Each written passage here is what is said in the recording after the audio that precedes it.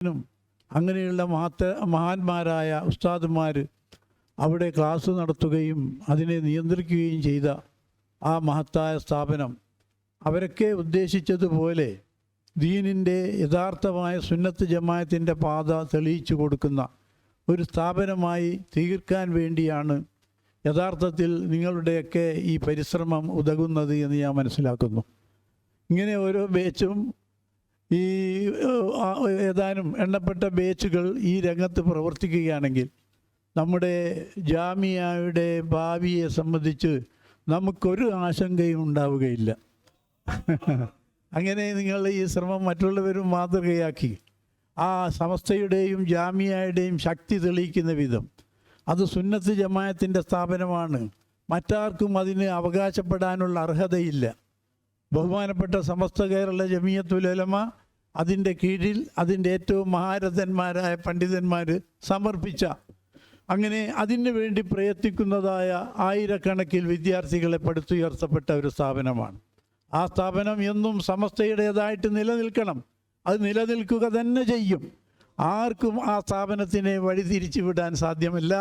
കാരണം അത് ഔലിയാക്കന്മാരും മഹത്തുക്കളുമായ ആ മഹാന്മാർ പടുത്തുയർത്തിയ സ്ഥാപനമാണ്. ആത്മാർത്ഥതയുടെ പ്രതീകമായ അതിന് വാപ്പുഹാജി അതിന് വേണ്ടി ആത്മാർത്ഥമായി സംഭാവന നൽകി. അവർ സുന്നത്ത് ജമാഅത്തിൻ്റെ എങ്ങനെയുള്ള സുന്നത്ത് ജമാഅത്ത്, അതായത് ഇന്നും അന്നത്തെയും വ്യത്യാസം നമ്മൾ നോക്കണം. അന്ന് പട്ടിക്കാട് കോളേജ് സ്ഥാപിക്കുമ്പോഴുള്ള ഏറ്റവും വലിയ ഒരു ഉദ്ദേശം അതിൻ്റെ പരിസരത്തുള്ള ജമാഅത്തെ ഇസ്ലാമി അതേവേ അവരുടെ സ്ഥാപനങ്ങളെ അതിനെതിരെ എന്ന് പറഞ്ഞാൽ അവരുടെ എല്ലാ പ്രയത്നങ്ങളെയും പ്രവർത്തനങ്ങളെയും പരാജയപ്പെടുത്തുന്ന വിധം അവരെക്കാളും വലിയ ഒരു സ്ഥാപനം അവിടെ ഉണ്ടാക്കുക എന്നതായിരുന്നു ആ മഹാനായ അതിന് സംഭാവന നൽകിയ മഹാനവറുകളുടെയും അതിനു വേണ്ടി പ്രവർത്തിച്ചതായ പണ്ഡിതന്മാരുടെയും ഉദ്ദേശം. അത് സംഭവിക്കുക തന്നെ ചെയ്തു.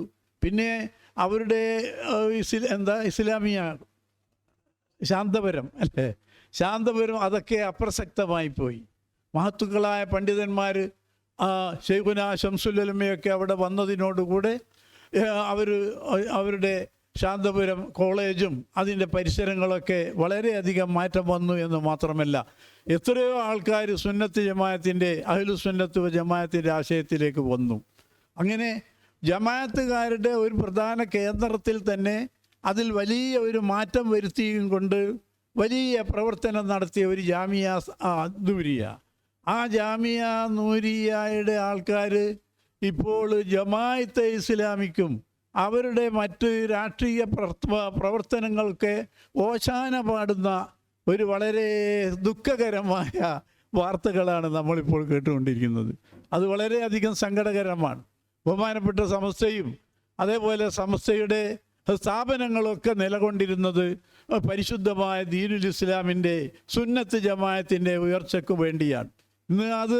ഇന്ന് നമ്മൾ യാതൊരു ഹയാവുമില്ലാതെ യാതൊരു ലജ്ജയുമില്ലാതെ ആ പരിശുദ്ധമായ സ്ഥാപനങ്ങളെ അതിൻ്റെ ഉദ്ദേശത്തിന് വിരുദ്ധമായുള്ള പ്രവർത്തനങ്ങളും ആ തരത്തിലുള്ളതായ മറ്റുള്ള സമ്മേളനങ്ങളുമൊക്കെ ഇവിടെ വിളിച്ചുകൊണ്ട് അതിന് പണ്ട് നമ്മൾ വളരെ പ്രസക്തമായ ചില ഹദീസുകൾ ഇന്നത്തെ സാഹചര്യത്തിൽ നാം മനസ്സിലാക്കണം.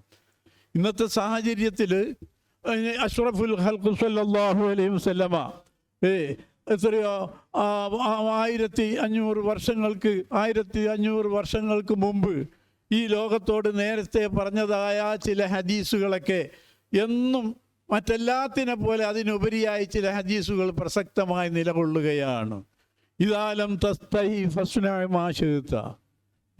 നമ്മൾ സാധാരണ മലയാളത്തിൽ സാധാരണ പറഞ്ഞാൽ നബി സല്ലല്ലാഹു അലൈഹി വസല്ലമ പറയുകയാണ്, ലജ്ജയില്ലെങ്കിൽ നിനക്ക് എന്തും ചെയ്യാം. അതാണ് ഇന്ന് കണ്ടുകൊണ്ടിരിക്കുന്നത്. ഇതാലം തസ്തഹി ഫസ്നാഇ മാ ശിഅ്ത. ഉളുപ്പില്ലെങ്കിൽ നിനക്ക് എന്തും ചെയ്യാമെന്ന് നമ്മൾ പറയാറില്ലേ? അത് റസൂലുള്ളാഹി സ്വല്ലല്ലാഹു അലൈഹി വസല്ലമ പറഞ്ഞത് ഇപ്പോഴും പ്രസക്തമാണ്.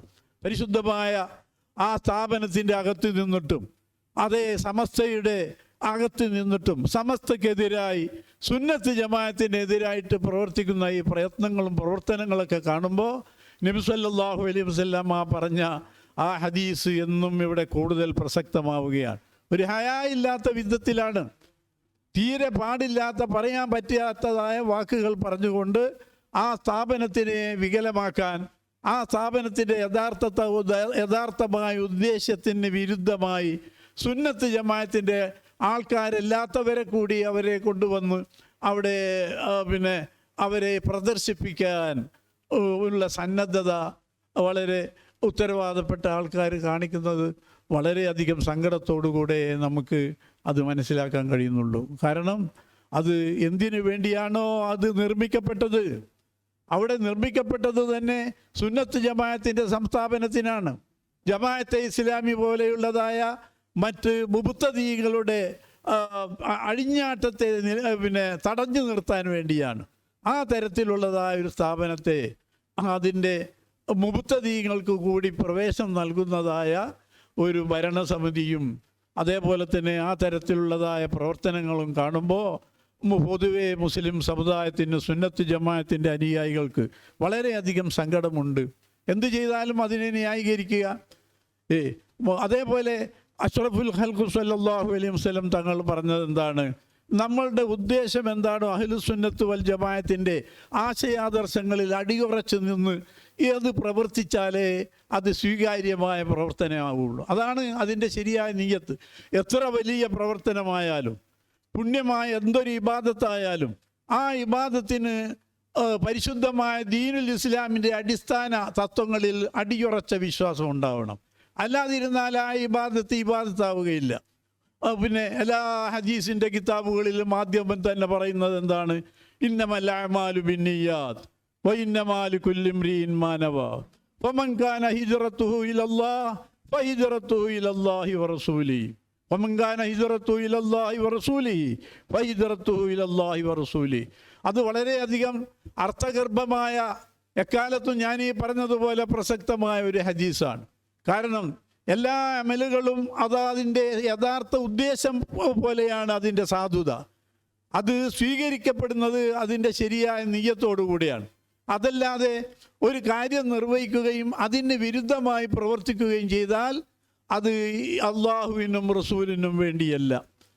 ഏറ്റവും ശ്രേഷ്ഠമായ ഇബാദത്താണ് ഒരു മനുഷ്യൻ ഹിജ്റ പോവുക, ദീനുൽ ഇസ്ലാമിന് വേണ്ടി നാടും വീടും കുടുംബവും എല്ലാം ഉപേക്ഷിച്ച് ഹിജ്റ പോകുന്നതിനെയാണ് അല്ലാഹു തആല റസൂലുള്ള ഉദാഹരണപ്പെടുത്തിയിരിക്കുന്നത്. ഹിജ്റ എന്ന് പറഞ്ഞത് ഏറ്റവും പുണ്യമായ ഒരു ഇബാദത്താണ്. ഇസ്ലാമിന് വേണ്ടി ജീവിതം സമർപ്പിക്കലാണ്. അങ്ങനെയുള്ള ഹിജ്റ തന്നെ ഫമൻ കാന ഹിജ്റത്തുഹു ഇലല്ലാഹി വറസൂലിഹി ഫഹിജ്റത്തുഹു ഇലല്ലാഹി വറസൂലിഹി. അങ്ങനെയുള്ള പുണ്യമായ കർമ്മം അള്ളാഹുവിനെയും റസൂലിനെയും ഉദ്ദേശിച്ച് അവൻ്റെ വിധിവിലക്കൾക്ക് അനുസൃതമായെങ്കിൽ അത് അള്ളാഹുവിലേക്കും റസൂലിലേക്കുമുള്ളതാണ്. നേരെ മറിച്ച് അവന് ഏതെങ്കിലും ഒരു അവിമ്രത്തിന് എങ്കിയോ എന്ന് പറഞ്ഞില്ലേ, അതായത് ഏതെങ്കിലും സ്ത്രീയെ ഉദ്ദേശിച്ച്, അതല്ലെങ്കിൽ അവൻ ഭൗതികമായ ഭൗതികമായ ഇതിനു വേണ്ടി, രാഷ്ട്രീയമായ ഭൗതികമായ ആ കാര്യങ്ങൾക്ക് വേണ്ടി അള്ളാഹുവിനെയും റസൂലിൻ്റെയും ദീനിനെ ഒരാൾ ഉപയോഗപ്പെടുത്തിയാൽ, ഏറ്റവും പുണ്യമായ ഹിജ്റ പോലെ ഇസ്ലാമിൻ്റെ കാര്യങ്ങളെ മറ്റുള്ള ഭൗതികമായ താല്പര്യങ്ങൾക്ക് ഒരാൾ ഉപയോഗപ്പെടുത്തിയാൽ അതവർ നേടിയെടുക്കുമെന്നതല്ലാതെ യഥാർത്ഥമായ അള്ളാഹുവിനും റസൂലിനും വേണ്ടിയുള്ള പ്രയത്നമാവുകയില്ല. അള്ളാഹുവിനും റസൂലിനും വേണ്ടി പ്രയത്നമാണെങ്കിൽ അത് പൂർണ്ണമായും അള്ളാഹുവും റസൂലും ഇഷ്ടപ്പെടുന്ന കാര്യമായിരിക്കണം. നമ്മുടെ സമസ്ത അഹ്ലുസുന്നത്ത് വൽ ജമാഅത്താണ്. അഹ്ലുസുന്നത്ത് വൽ ജമാഅത്ത് അള്ളാഹുവിൻ്റെ റസൂല് അവരുടെ സ്വഹാബാക്കൾ കാണിച്ചു തന്നതായ പരിശുദ്ധമായ ദീനുൽ ഇസ്ലാമിൻ്റെ വ്യവസ്ഥിതി, അതിൻ്റെ ജീവിത രീതി, അതിൻ്റെ സമ്പ്രദായങ്ങൾ, അതാണ് അഹ്ലുസുന്നത്ത് വൽ ജമാഅത്ത് എന്ന് പറയുന്നത്. അതിന് വേണ്ടിയല്ലാതെ, അതാണ് അള്ളാഹുവും റസൂലും നമുക്ക് നൽകിയ ദീന്. അതിന് വേണ്ടിയല്ലാതെ ഭൗതികമായ, രാഷ്ട്രീയമായ, മറ്റ് ദുന്യവിയായ കാര്യങ്ങൾക്ക് വേണ്ടി അതിനെ ഉപയോഗപ്പെടുത്തുക, എന്നിട്ട് അതിന് വേണ്ടി മറ്റുള്ള അതിൻ്റെ മറവിൽ മറ്റ് പലതും ചെയ്യുക എന്ന് പറഞ്ഞാൽ അത് അള്ളാഹുവിനും റസൂലിലേക്കുമുള്ളതായ പലായനമല്ല, അള്ളാഹുവും റസൂലിനും വേണ്ടിയുള്ള പ്രവർത്തനമല്ല.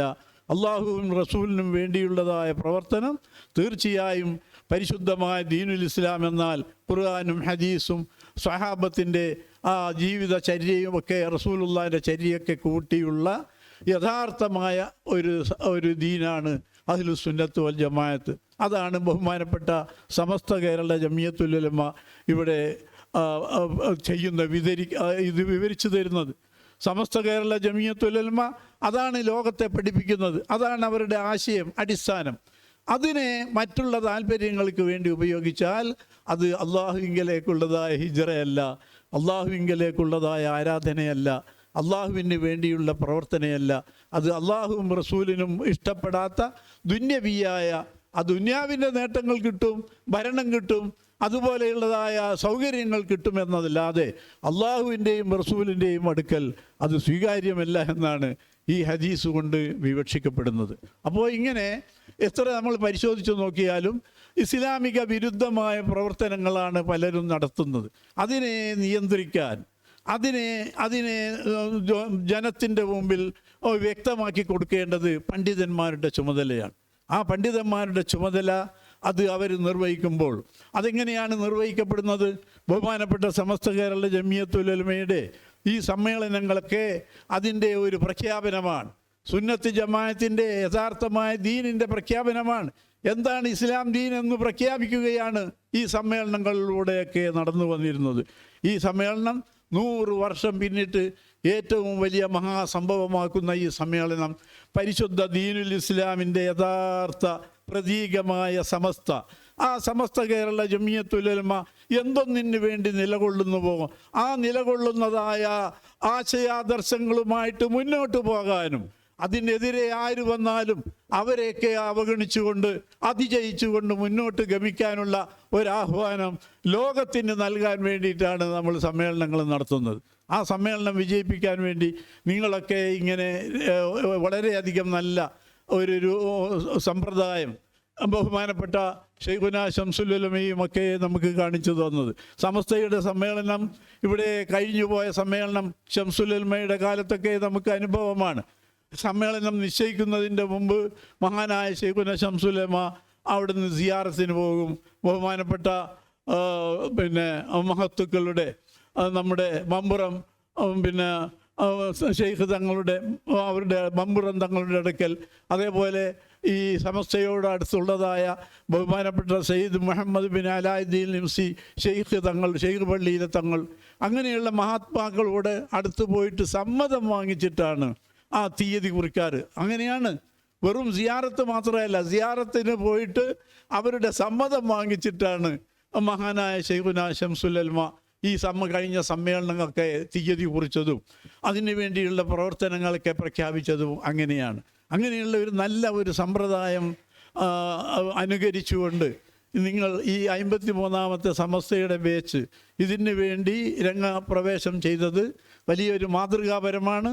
അതേപോലെ തന്നെ മഹാനായ ശൈഖുനാ ശംസുൽ ഉലമയെ പോലെയുള്ള ബഹുമാനപ്പെട്ട സയ്യിദുൽ ഉലമ മുഹമ്മദ് ജിഫ്രി തങ്ങൾ ഇവിടെ നമ്മൾക്ക് കാണിച്ചു തന്നതുപോലെയുള്ള യഥാർത്ഥമായ ഒരു പാത, അതിൻ്റെ അടിസ്ഥാനപരമായ വിശ്വാസ പ്രമാണങ്ങൾ അതിവിടെ നിലനിർത്താൻ വേണ്ടിയാണ് നിങ്ങളുടെ ഉത്തരവാദിത്തങ്ങളും മറ്റുള്ളതായ ജോലികളൊക്കെ അത് നിർത്തിവെച്ചുകൊണ്ട് വളരെ സാഹസപ്പെട്ടുകൊണ്ട് 150-ൽ പരം മക്കാമുകളും മറ്റൊക്കെ സന്ദർശിച്ചുകൊണ്ട് 100ാം വാർഷികമായതുകൊണ്ട് പഴയതുപോലെ ആ പറ്റില്ല.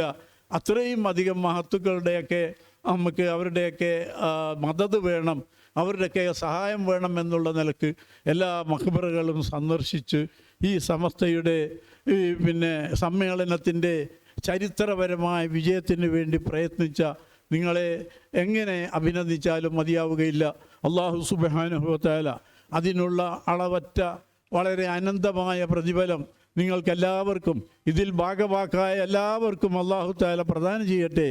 അതിന് നിങ്ങൾക്ക് ആവേശവും നേതൃത്വവും നൽകി ബഹുമാനപ്പെട്ട ചുങ്കത്തർ ഉസ്താദിൻ്റെയും അതേപോലെ തന്നെ ആ തരത്തിലുള്ള യഥാർത്ഥ പണ്ഡിതന്മാരുടെയൊക്കെ പ്രചോദനവും അവരുടേതായ ഉപദേശവുമാണ്.